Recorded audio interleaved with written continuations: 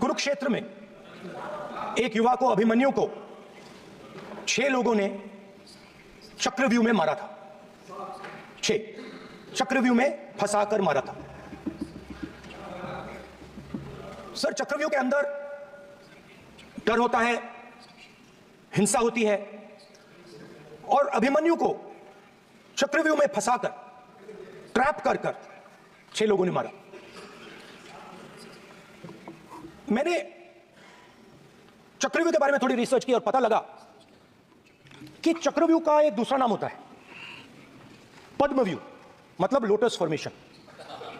तो जो चक्रव्यूह होता है स्पीकर सर, वो लोटस के शेप में होता है, कमल के फूल के शेप में होता है। 21वीं सदी में सर एक नया चक्रव्यूह तैयार हुआ है स्पीकर सर, वो भी लोटस की शेप में है सर, और उसका चिन्ह प्रधानमंत्री जी अपनी छाती पर लगा के चलते हैं सर। जो अभिमन्यु के साथ किया गया था, जो अभिमन्यु को चक्रव्यूह में फंसाया गया था, वही हिंदुस्तान के साथ किया गया है। हिंदुस्तान के युवाओं के साथ, हिंदुस्तान के किसानों के साथ, हमारी माताओं बहनों के साथ, स्मॉल बिजनेसेस के साथ, मीडियम साइज बिजनेस के साथ। सर, अभिमन्यु को 6 लोगों ने मारा था। उनके नाम द्रोणाचार्य, कर्ण, कृपाचार्य, कृतवर्मा, अश्वत्थामा और शकुनी। सर, आज भी चक्रव्यूह के बीच में 6 लोग हैं सर। चक्रव्यूह के बिल्कुल सेंटर में, चक्रव्यूह में हजारों लोग होते हैं सर, मगर उसके बिल्कुल सेंटर में 6 लोग कंट्रोल करते हैं। तो जैसे उस टाइम 6 लोग कंट्रोल करते थे, वैसे आज भी 6 लोग कंट्रोल कर रहे हैं चक्रव्यूह को। नरेंद्र मोदी जी, अमित शाह जी, मोहन भगवत जी, अजीत दोवल जी, अंबानी और अदानी जी।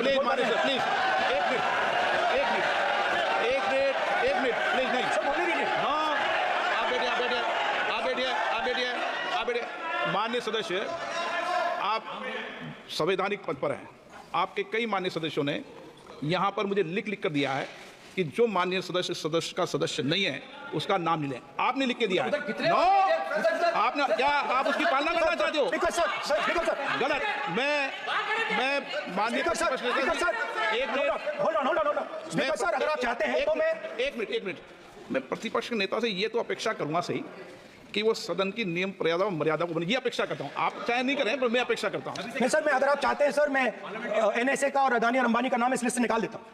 फिर माननीय सदस्य, आप अगर आप चाहते हैं प्लीज, मैं नहीं चाहता। सदन के नियम प्रक्रियाओं से सदन चलता है। अगर आप कहते हैं मैं निकाल देता हूं। नो, मैं 3 नाम यूज करूं। नहीं माननीय सदस्य, नहीं कहा। और आप video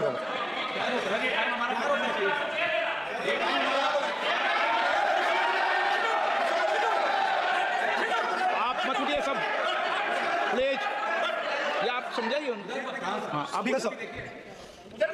Speaker sir, the Chakravyu that has captured India has 3 forces behind it. First is the idea of monopoly capital, that 2 people should be allowed to own the entire Indian wealth. So one element of the Chakravyu is coming from the concentration of financial power. The second element, sir, मैं budget को explain कर रहा हूं sir, मैं आ रहा हूं, वहीं आ रहा हूं sir. So one element is financial power. The second element is the institutions, the agencies, CBI, ED, Income Tax Department of this nation, and the third is the political executive. Because sir, these 3 together are at the heart of the Chakravyu, and they have devastated this country. Because my expectation was that this budget would weaken the power of this Chakravyu, that this budget would help the farmers of this country, would help the youth of this country, would help the laborers, the small businesses of this country. But what I have seen is that this budget, the sole aim of this budget, इसकी जो नियत है, it is to strengthen this framework, the framework of big business, monopoly business, the framework of a political monopoly that destroys the democratic structure, and finally the framework of what one can call the deep state or the agencies. And the result of this has been the first, पहला काम इस चक्रव्यूह ने क्या किया, जो हिंदुस्तान को रोजगार देते हैं, स्मॉल एंड मीडियम बिजनेसेस हैं, जो करोड़ों युवाओं को रोजगार देते थे, उन पर इस चक्रव्यूह ने आक्रमण किया। कैसे किया? नोटबंदी, GST और टैक्स टेररिज्म। आप लोग आतंकवाद की बात करते हो, पूरे देश में अगर कोई भी व्यक्ति छोटा बिजनेस चलाता है, तो रात को उसको फोन कॉल आता है इनकम टैक्स डिपार्टमेंट से, जीएसटी से, और टैक्स टेररिज्म का वो शिकार होता है। इस टैक्स टेररिज्म को रोकने के लिए बजट में आपने कुछ नहीं किया है।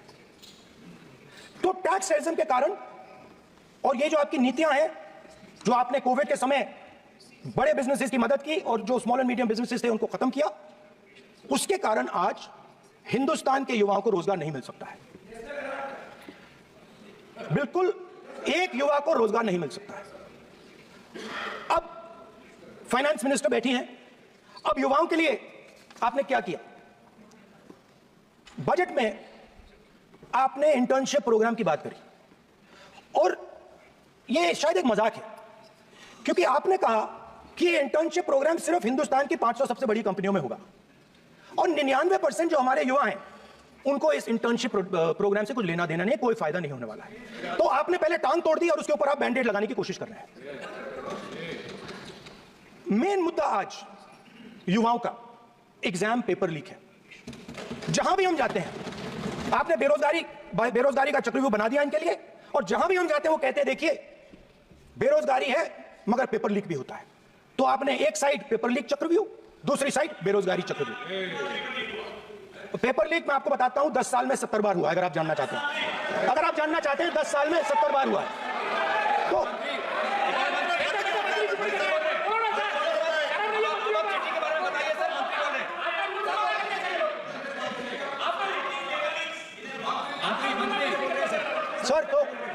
सर तो पेपर लीक के बारे में फाइनेंस मिनिस्टर ने बजट में एक शब्द नहीं कहा है। युवाओं के लिए पेपर लीक सबसे जरूरी मुद्दा है, उन्होंने एक शब्द नहीं कहा है पेपर लीक के बारे में। एक बार उन्होंने पेपर लीक नहीं कहा और उल्टा जो एजुकेशन बजट में पैसा देना चाहिए था वो आपने 20 साल में सबसे कम पैसा दिया है। 2.5% of budget is gone to education. Sir दूसरी तरफ आपने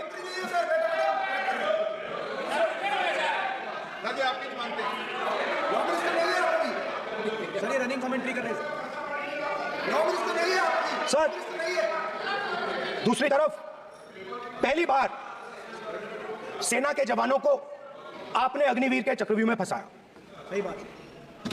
इस बजट में अग्निवीरों के पेंशन के लिए 1 रुपया नहीं है। आप अपने आप को देशभक्त कहते हो, मगर जब अग्निवीरों की मदद करने की बात आती है, जवानों को पैसा देने की बात आती है, तो बजट में आपको 1 रुपया नहीं दिखाई देता। उनकी पेंशन के लिए 1 रुपया आपने नहीं दिया। तो उनको आपने अग्निवीर के चक्रव्यूह में फंसाया। उसके बाद सर जो अन्नदाता हैं, वो चक्रव्यूह से निकलने के लिए, आपके चक्रव्यूह से निकलने के लिए जो आपने बनाया 3 काले कानून, जमीन अधिग्रहण बिल को आपने कमजोर किया, उनको आप सही दाम नहीं देते हो। इस चक्रव्यूह से निकलने के लिए उन्होंने आपसे सिर्फ एक चीज मांगी है, 2 चीजें नहीं मांगी है, सिर्फ एक चीज मांगी है। उन्होंने कहा है कि हमें लीगल गारंटीड एमएसपी दे। आपने उनको बॉर्डर पे बंद कर दिया, रोक दिया, आज तक रोड बंद है। आप उनसे बात करने को तैयार नहीं है। वो यहां आए, मुझसे मिलने आए, आप उनको अंदर नहीं आने दे रहे। माननीय सदस्य, आप सदन में असत्य नहीं कहे। आप वो एक मिनट, हाँ चलिए,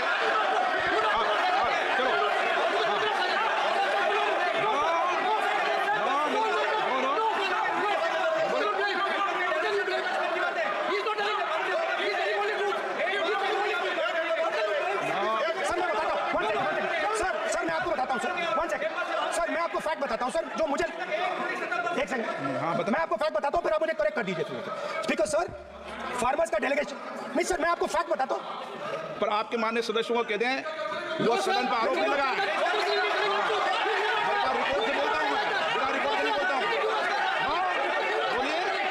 उनको बोलने दीजिए, आप बोलने दीजिए उनको, बोले वो बोले, बताएं, मैं बताऊंगा। Speaker sir, 1 second. Speaker sir, मैं आपको बताता हूं जो मुझे मालूम है। स्पीकर सर, मैं आपको बताता हूं। बैठिए। स्पीकर सर, हुआ क्या, वहां पे सर मुझसे मिलने एक फार्मर का डेलीगेशन आया। मुझे बताया गया कि फार्मर के डेलीगेशन को अंदर नहीं आने देंगे।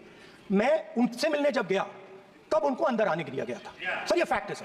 अब पता नहीं कोई मिसकम्युनिकेशन हुआ, वो अलग बात है, बट फैक्ट ये है कि जब मैं मीडिया के साथ वहां गया तब दरवाजे पार्लियामेंट के, संसद के उनके लिए खुले, उससे पहले वो बंद थे। और ये आप उनसे भी पूछ लीजिए सर। Please, no, please. एक मिनट प्लीज, आपने विषय उठाया इसलिए मैं बोल रहा हूँ। ऐसे तो सदन की व्यवस्थाओं पर सवाल नहीं उठाना चाहिए।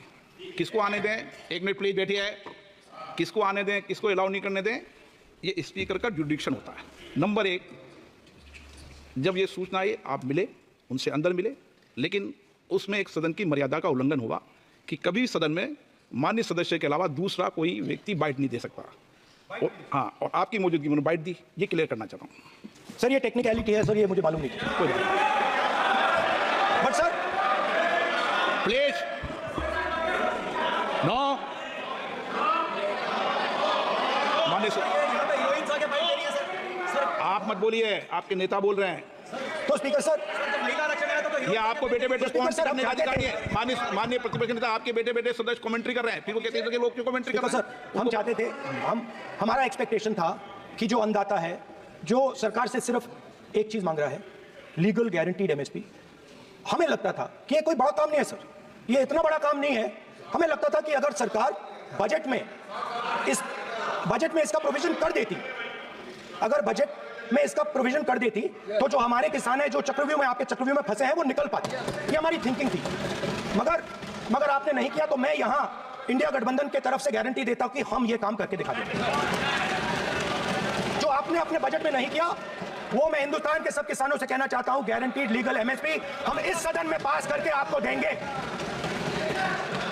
स्पीकर सर, जो मिडिल क्लास है सर, वो प्रधानमंत्री को अच्छी बात बोलो।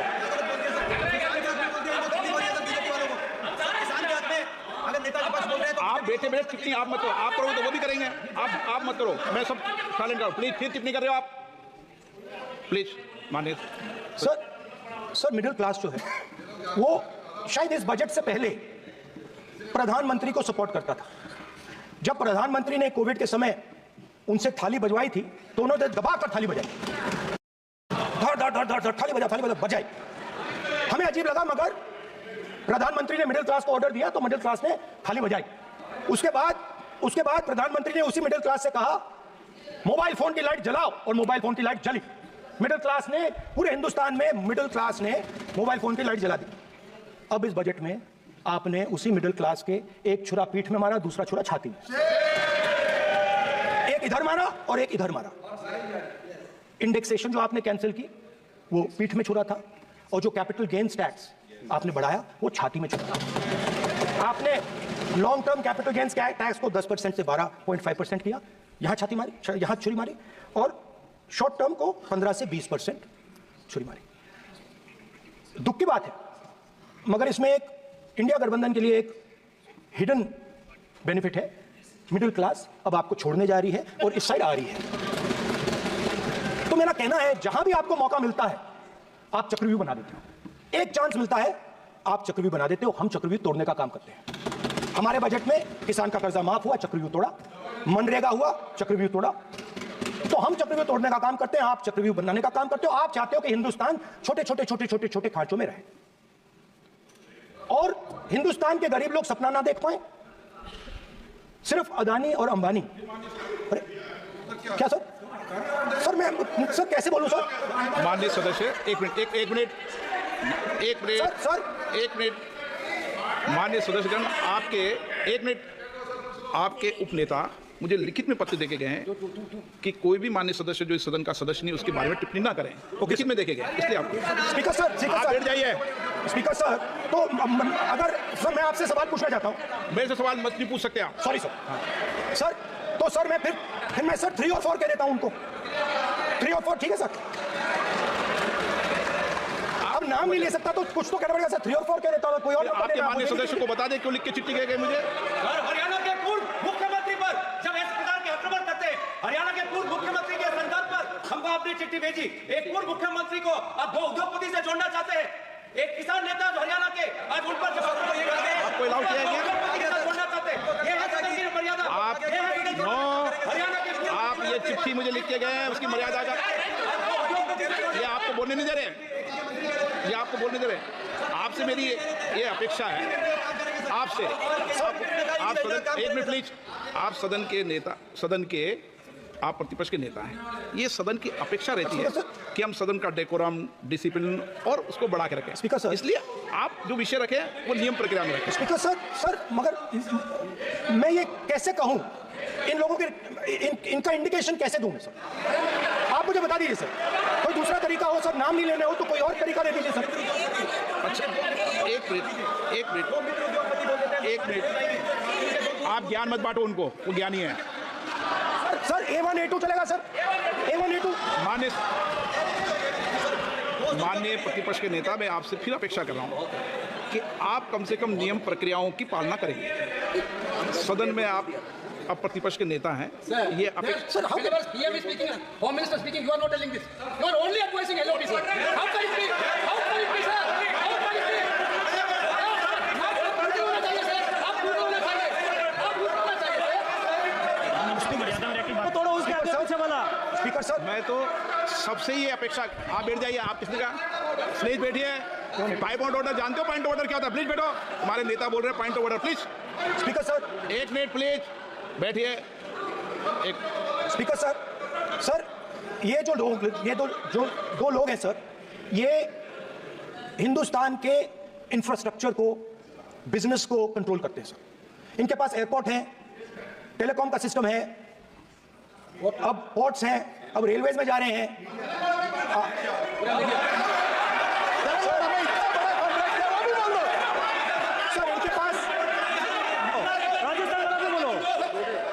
सर इनके पास सर इनके पास हिंदुस्तान का पूरा धन का मोनोपोली है सर।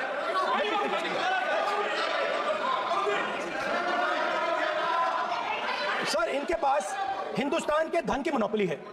तो सर मैं समझ नहीं पा रहा हूं इनके बारे में मैं इंडिकेट कैसे करूं। इनके बारे में बोलना तो पड़ेगा सर। अगर आप हमें कहो कि इन दोनों के बारे में आप बोल ही नहीं सकते तो वो तो हमारे लिए एक्सेप्टेबल ही नहीं है सर। हमें तो बोलना है। अब आप चाहते हो कि नाम ना ले तो कोई और सिस्टम दे दीजिए हमें। आपको संसदीय कार्य मंत्री जी, please please. No, I'm not giving. I'm not yielding. I'm not yielding. I'm not yielding. I'm not yielding. Sit down. I'm not yielding. I'm not yielding. I'm not yielding. I'm not yielding. I'm not yielding. Sit down. I'm not yielding. बातें करते हैं, parliamentary proceedings का rule नहीं मानते हैं आप, speaker को challenge करते हैं आप, आपको नियम मालूम नहीं है। इस सदन का सदस्य होने के नाते नियम जानना जरूरी है। नेता प्रतिपक्ष को सदन का नियम के बारे में पता नहीं है, ये बहुत दुख की बात है। हम लोग जो भी इस सदन का सदस्य है नियम से चलता है। लोकसभा स्पीकर को चैलेंज करके आज सदन के नेता प्रतिपक्ष ने इस गरिमा को गिराया है। ऐसा नहीं चलता है।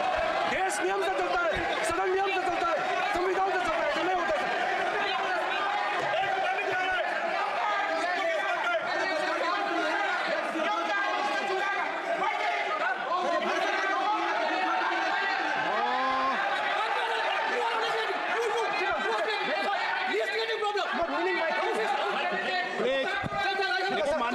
माननीय प्रतिपक्ष के नेता, आपके सदस्य आपको नहीं बोलने देना चाहते। Speaker, sir. डिस्टर्बेंस वो कर रहे हैं। Sir, I understand, sir. बैठ के टिप्पणी कर रहे हैं। Sir, मैं एक समझता हूं। मिनट, वो बैठ कर टिप्पणी कर रहे हैं, कोई सदस्य खड़ा है, यही आपको डिस्टर्बेंस कर रहे हैं सबसे ज्यादा। Speaker sir, Rahul Gandhi ji, please, आपको नहीं बोलना है। Please Rahul Gandhi, speaker sir, मैं बात समझता हूँ। प्लीज एक मिनट प्लीज। स्पीकर सर, मैं समझता हूँ मंत्री जी को अदानी जी और अंबानी, सॉरी, A1 और A2 की रक्षा करनी है। मैं समझता हूँ। No problem. वो सर ऊपर से ऑर्डर आया है सर ऊपर से ऑर्डर आया है सर। मैं समझता हूँ, मैं इस पर कोई टिप्पणी नहीं करूँगा। Sir he is permitted. Sir, he is permitted to defend them, sir. It is a democracy, sir. He can defend them. We allow him to defend them, sir. ऐसा होता है क्या? A1 और A2, sir. आपके Happily, सदस्य, sir. मान्य आपके सदस्य आज बैठे बैठे बहुत टिप्पणी कर रहे हैं और उठ रहे हैं। सबसे ज्यादा आप उठ रहे हैं, सबसे ज्यादा टिप्पणी आप कर रहे हैं। कोई नियोजित तरीके से आए हैं क्या? नो, माननीय So we are happy, sir. If the minister is protecting A1 and A2, sir, it helps us only, sir. No problem. We like it, sir. Please do it again, sir. Please do it again. Sir, I give you the space. मैं तो एक व्यवस्था का बात कर रहा था, फिर शुरू हो गया। मैं सर, संसदीय कार्य मंत्री जी, व्यवस्था तय, मैं सिर्फ जो परिस्थिति बने उसमें कहने के लिए मैं खड़ा हुआ। उन्होंने बोला मैं यील्ड नहीं किया। ये नियम होता है। अगर समय हम मांगते हैं तो यील्ड करना एक वो यील्ड करना एक परंपरा है। मैंने व्यवस्था तहत सर उन्होंने व्यवस्था का प्रश्न उठाया। राहुल जी, एक मिनट स्पीकर सर, एक मिनट सर, मैं स्पीकर का परमिशन से खड़ा हुआ। बिल्कुल सही बोला आपने कहा मैंने नहीं किया, मैंने जबरदस्ती नहीं बोला। आप बोल रहे हो, मैं स्पीकर साहब से परमिशन लिया, आप बोल रहे हो, स्पीकर साहब ने मेरा नाम लिया, बोल रहे हो, आपने ये नहीं किया। तभी मुझे लगा कि मुझे कहना चाहिए कि आप प्रधानमंत्री जी को पूरा भाषण तक आपने डिस्टर्ब किया, बोलने नहीं दिया। आज हम आपको यील्ड मांग रहे हैं, 10 सेकंड टाइम आप बोल रहे हैं कि हम यील्ड नहीं करेंगे। ये कौन सा परंपरा है? मैं जबरदस्ती नहीं बोल रहा हूँ, मैं तो नियम के तहत बोल रहा हूँ और स्पीकर का परमिशन पे खड़ा हुआ हूँ। ये एक परंपरा होता है, एक दूसरे का इज्जत देना होता है, इतना तो कर्टसी होना होता है। Rahul ji, Sir, I will respond to that, sir. Sir, if when we raise our hand and ask for the Prime Minister and the ministers to yield, they yield, we will yield every time. Yes. The moment you yield, I guarantee you we will yield. In fact, I am ready, Speaker, sir. I am ready.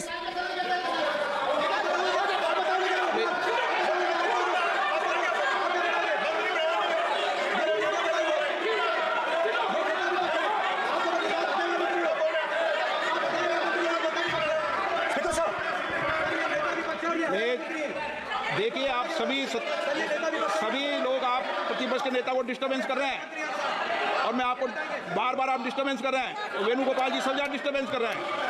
आप note कर लीजिए, ये योजना देश में, speaker sir, देश में ये कौन कर रहा है?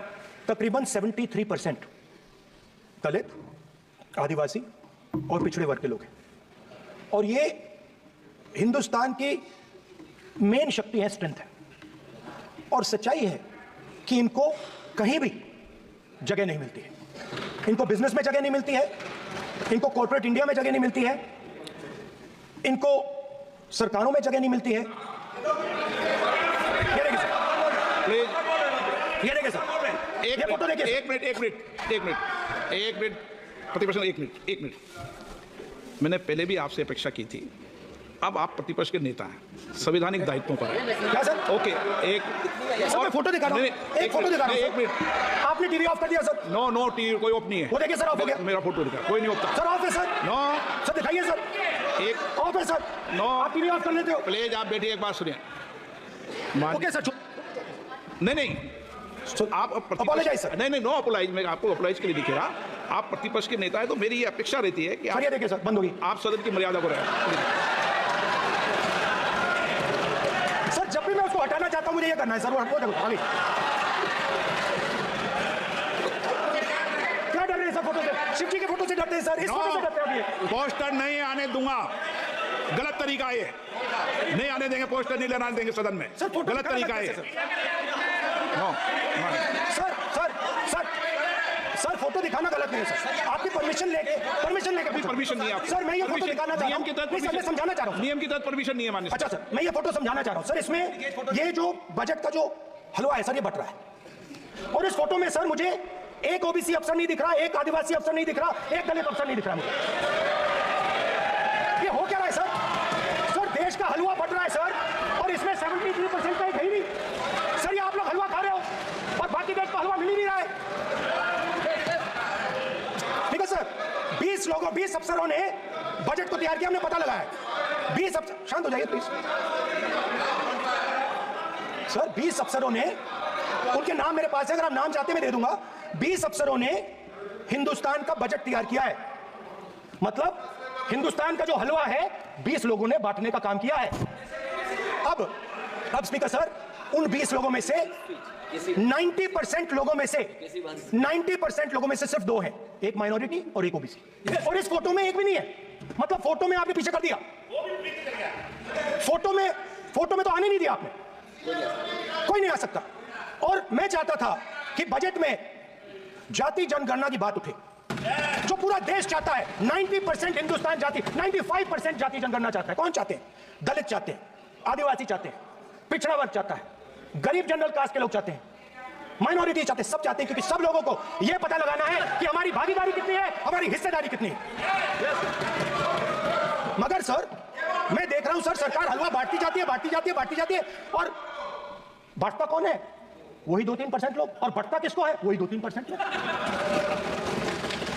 और बाकी हिंदुस्तान 90% हिंदुस्तान देख। फाइनेंस मिनिस्टर मुस्कुरा रही है, कमाल की बात है। ये हंसने की चीज नहीं है मैडम, ये हंसने की बात नहीं है, ये जाति जनगणना है, ये जाति जनगणना है, इससे देश बदल जाएगा।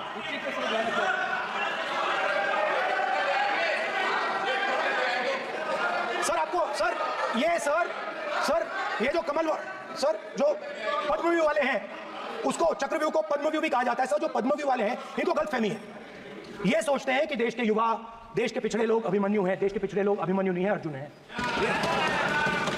और वो जो आपका चक्रव्यूह है, उसको फोड़ के फेंक देंगे, फेंकने वाले हैं। पहला कदम इंडिया गठबंधन ने ले लिया, आपके प्रधानमंत्री की कॉन्फिडेंस को हमने उड़ा दिया। मतलब आपके प्रधानमंत्री भाषण में आ ही नहीं पा रहे, और मैं आपको एडवांस में बता देता हूं, मेरे भाषण में कभी नहीं आएंगे सर। अरे सर, इसमें क्या गलती है सर? एक बात बताइए सर तो जो पद्मव्यूह वाले लोग हैं सर, जो कमल फॉर्मेशन वाले लोग हैं, उनको हिंदुस्तान का नेचर नहीं समझ आया। हिंसा, नफरत हिंदुस्तान का नेचर नहीं है, चक्रव्यूह हिंदुस्तान का नेचर नहीं है, हिंदुस्तान का नेचर अलग है। हिंदुस्तान के नेचर के बारे में अब मैं आपको बताना चाहता हूं।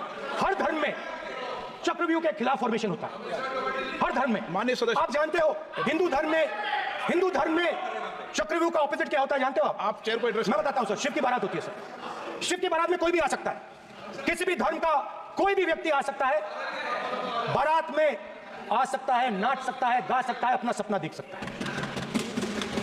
सर गुरु नानक जी, सिखों की बात करी जाए तो सेवा करने से किसी को नहीं रोका जा सकता है, लंगर से किसी को बाहर नहीं फेंका जा सकता है।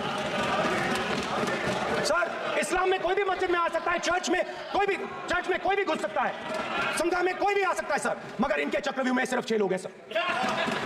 तो ये लड़ाई शिव की बारात और चक्रव्यूह के बीच में है। हम चक्रव्यूह तोड़ते हैं, हम चक्रव्यूह तोड़ने का काम करते हैं। मनरेगा, हरी क्रांति, आजादी, कॉन्स्टिट्यूशन, ये चक्रव्यूह को तोड़ने के काम है। इससे देश में खुशी आती है, डर मिटता है, कॉन्फिडेंस आती है। आप पद्मव्यूह चक्रव्यूह बनाने का काम करते हो। चक्रव्यूह शिव की बारात को हरा ही नहीं सकता है। आप अपने इतिहास को देखिए, आप अपने आप को हिंदू कहते हो, आप हिंदू धर्म को समझते नहीं हो।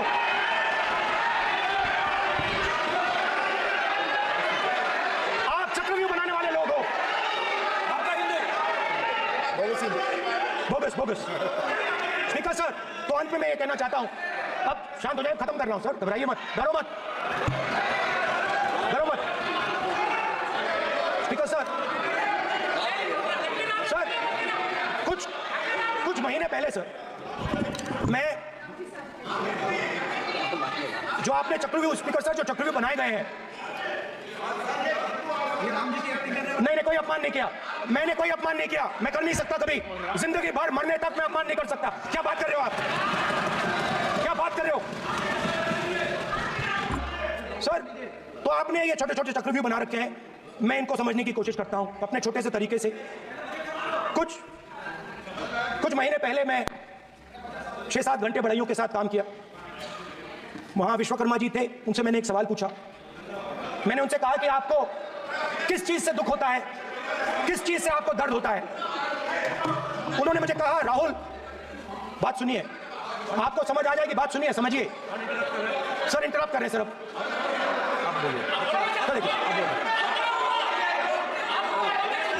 आप इतना इंटरप्ट करते हो और बोलते बेटे आप तो पूरे भाषण में बेल में आ जाते हो, सवाल करते हो इंटरप्ट करने का। ठीक है सर, तो मैंने विश्वकर्मा जी से पूछा कि आप यहाँ सालों से बढ़ाई का काम कर रहे हो, आप सालों काम पूरे देश में अगर आप देखोगे मिलेंगे, ढूंढो, आपको अपने घर में नहीं मिलेंगे, पूरे देश में मिलेंगे। आप उनका जवाब। तो मैंने उनसे पूछा, विश्वकर्मा जी आपको दर्द किस बात का होता है, दुख किस बात का होता है? तो उन्होंने कहा, राहुल मैं ये टेबल बना रहा हूं, मगर राहुल जी अब कहा वो मुझे अच्छा नहीं लगा, मगर कहा सच्चाई है, तो उसने कहा, राहुल जी, मुझे दुख इस बात का होता है कि मैं ये टेबल बनाता हूं, मगर जिस शोरूम में ये टेबल रखी जाती है उस शोरूम में मैं अंदर जा ही नहीं सकता। कुछ ही दिन पहले सुल्तानपुर के रास्ते पे मैं एक भाई के साथ, मोची भाई के साथ बैठा, उससे मैंने ये सवाल पूछा, आपको दुख किस बात का होता है? कहता है, राहुल जी, मेरा सम्मान सिर्फ मेरे पिता ने किया था और किसी ने नहीं किया। तो मेरा कहना है सर, ये जो आपने चक्रव्यूह बनाया है, इस चक्रव्यूह से करोड़ों लोगों को नुकसान हो रहा है, दर्द पहुंच रहा है, और हम इस चक्रव्यूह को तोड़ने जा रहे हैं। और तोड़ने का सबसे बड़ा तरीका जिससे आप लोग डरते हो, कांपते हो, वो है जाति जनगणना। और जैसे मैंने कहा था कि इंडिया गठबंधन गारंटीड लीगल एमएसपी इस सदन में पास करेगी, वैसे ही मैं कह रहा हूं, आपको अच्छा लगे ना लगे, जाति जनगणना इस हाउस में, इस सदन में पास करके हम आपको दिखाएंगे।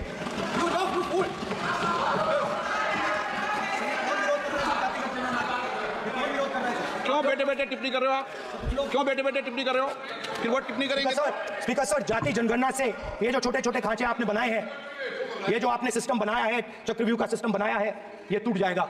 और इसके लिए हम पूरा दम लगा के, पूरा इंडिया गठबंधन दम लगा के ये काम करेगा। धन्यवाद। जय हिंद।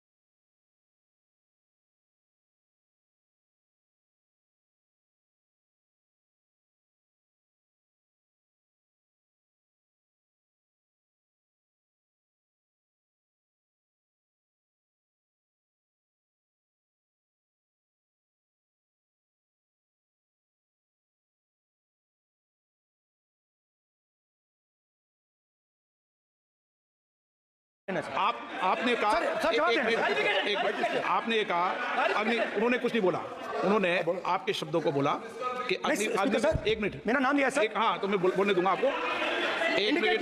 एक मिनट। अग्निवीर पे विषय पर उन्होंने कहा कि मैं सारे विषय पर चर्चा करने को तैयार हूँ। ये काम सर, डिफेंस मिनिस्टर ने कहा कि मैंने अग्निवीर की बात उठाई।